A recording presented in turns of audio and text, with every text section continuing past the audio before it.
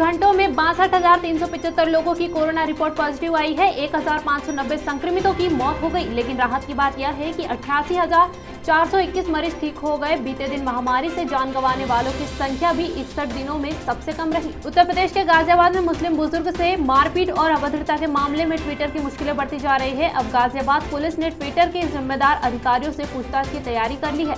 उसने Twitter India के managing director Manish Maheshwari को लीगल नोटिस भेज दिया है। यह नोटिस 17 जून यानी गुरुवार को भेजा गया। पुलिस ने उन्हें 7 दिन के अंदर लोनी बॉर्डर पुलिस स्टेशन आकर बयान दर्ज कराने को कहा है। पश्चिम बंगाल की मुख्यमंत्री ममता बनर्जी ने नंदीग्राम के चुनावी नतीजों को कोलकाता हाईकोर्ट में चुनौती दी है। कोलकाता हाईकोर्ट में सुनवाई होगी। बंगाल में तीसरी बार मुख्यमंत्री की कुर्सी पर काबिज होने वाली ममता की पार्टी तृणमूल कांग्रेस को चुनाव में 200 से ज्यादा सीटें मिली थी। हालांकि वे खुद नंदीग्राम से चुनाव हार गई थी। अमेरिकी सरकार ने कोविड-19 की वैक्सीन बनाने के लिए ड्रग मेकर कंपनियों को 18 अरब डॉलर दिए थे। अब अमेरिका के पास 5 वैक्सीन है जिन्हें रिकॉर्ड टाइम में तैयार किया गया है। इसी तर्ज पर आगे बढ़ते हुए अमेरिकी रिसर्चर्स कोविड-19 पिल्स यानी टैबलेट बनाने की तैयारी कर रहे हैं। इसके लिए बाइडेन एडमिनिस्ट्रेशन ने 3 अरब डॉलर का फंड दिया है। ये पिल्स शुरुआत में ही वायरस का असर खत्म कर देगी। मध्य प्रदेश मेडिकल यूनिवर्सिटी में पास और फेल करने का खेल सामने आया है। यूनिवर्सिटी में डेंटल और नर्सिंग के उन छात्रों को पास कर दिया गया है जो एग्जाम में बैठे ही नहीं थे। कम नंबर आने वालों के नंबर बढ़ाए गए हैं। खास बात यह है कि रिजल्ट आने से पहले ही छात्रों को अपने नंबर पता चल जाते हैं। चिकित्सा शिक्षा विभाग के निर्देश पर जांच की गई। इजराइल में सत्ता परिवर्तन हो गया है और 12 सालों के प्रधानमंत्री रहे बेंजामिन नेतन्याहू के हाथों से निकलकर अब कमान नए बने पीएम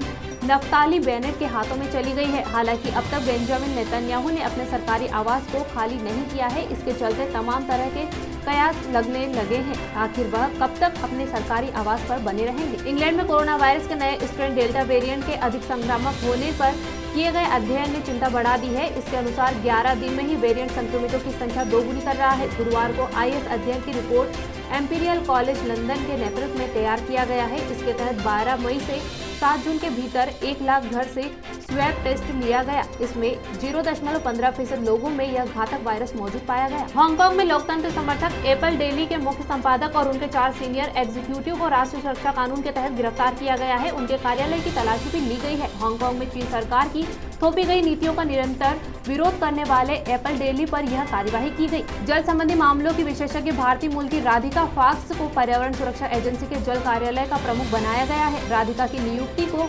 सीनेट ने 43 के मुकाबले 55 वोट से अपनी मंजूरी दे दी है। उनकी नियुक्ति को 7 रिपब्लिकन सीनेटर का भी समर्थन मिला है। मुत्तहिदा कौमी मूवमेंट के कार्यकर्ता शाहिद अजीज की कराची सेंट्रल जेल में मौत हो गई। जेल के उत्तराधिकारियों पर उन्हें यातना देकर मौत के घाट उतारने का आरोप लगा है। उन्हें 2017 में अवैध रूप से गिरफ्तार किया गया था। 4 साल से अधिक समय से जेल में बंद रहे अजीज ने कथित तौर पर उत्तराधिकारियों की यातना के कारण दम तोड़ दिया। 50 वर्षीय अजीज MQM के शाह फैसल कॉलोनी सेक्टर के कार्यकर्ता है। झारखंड के जामताड़ा में अवैध संबंध में एक हत्या का मामला सामने आया है। बताया जा रहा है कि एक ट्रक खलासी की पत्नी के अवैध संबंध ड्राइवर से हो गए थे, जिनके चलते खलासी ने इस हत्याकांड को अंजाम दिया। आरोपी ने हत्या का प्लान नासिक में बनाया, कोलकाता में इसे अंजाम दिया और झारखंड में शव को फेंक दिया गया। मृतक ड्राइवर बिहार के बांका जिले का रहने वाला था। सड़क परिवहन और राजमार्ग मंत्रालय ने केंद्रीय मोटर वाहन नियम 1989 के तहत देश भर में जारी किए जाने वाले PUC प्रमाण पत्र का एक सामान्य प्रारूप जारी किया है। देश भर में एक समान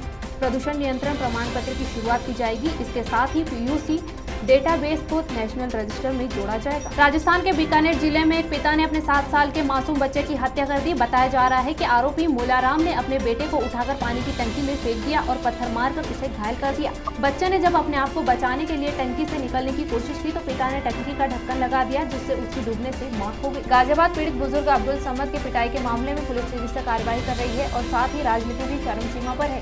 इस बीच पुलिस से फरार सपा नेता उम्मेद पहलवान ने कहा, मुझ पर फर्जी मुकदमा किया गया है। घटना के दिन मैं दिल्ली के मंडोली में था। मैं कहीं छिपा नहीं हूँ। बीजेपी राजनीति कर रही है। उत्तर प्रदेश में अगले साल होने वाले विधानसभा चुनाव को लेकर राजनीतिक दलों में सक्रियता बढ़ गई है। समाजवादी पार्टी ने सोशल मीडिया पर एक गाना रिलीज किया है। इस गाने में सपा प्रमुख अखिलेश यादव को मुरलीधारी कृष्ण बताया गया है। इस गाने को सपा नेता राजकुमार भाटी ने लिखा है। हरियाणा के बहादुरगढ़ में किसान आंदोलन में शामिल लोगों ने एक व्यक्ति को जिंदा जला दिया। मृतक की पहचान कसार गाँव के निवासी मुकेश के रूप में हुई है। मुकेश ने कल देर शाम किसान आंदोलन में शामिल 4 लोगों के साथ आंदोलन स्थल पर ही शराब पी थी। बाद में हुई लड़ाई झगड़े में आरोपियों ने मुकेश पर तेल छिड़ककर आग लगा दी। एक्ट्रेस पूजा बेदी की बेटी अलाया एफ ने पिछले साल सैफ अली खान स्टारर जवानी जाने मन से बॉलीवुड में अपना डेब्यू किया था। अब हाल ही में दिए गए इंटरव्यू में अलाया ने अपना एक डरावना अनुभव साझा किया है। उन्होंने बताया है कि न्यूयॉर्क में पढ़ाई के दौरान उनके अपार्टमेंट में उन्हें एक भूत दिखाई दिया था और बहुत सारी डरावनी चीजें भी होती थी। स्वघोषित फिल्म क्रिटिक कमाल राशिद खान उर्फ KRK और सिंगर मीका सिंह का विवाद बद से बदतर होता जा रहा है। मीका सिंह ने अपने ताजा बयान में दावा किया है कि प्रॉपर्टी विवाद के चलते KRK की भारत में एंट्री प्रतिबंधित है। वहीं पलटवार करते KRK ने मीका को रेपिस्ट और हवस का पुजारी बताया, साथ ही उनकी तुलना सुअर से की है। पाकिस्तानी एक्ट्रेस और टीवी प्रेजेंटर मीरा का नाम भारत में भी अनजान नहीं है। बॉलीवुड की कई फिल्मों में काम करने के अलावा मीरा की फनी इंग्लिश के वीडियो भी सोशल मीडिया पर खूब देखे जाते हैं। 44 साल की मीरा ने आरोप लगाया है कि उन्हें जान से मारने की धमकियां मिल रही है और लाहौर में मंगलवार को उनके घर पर हमला किया गया।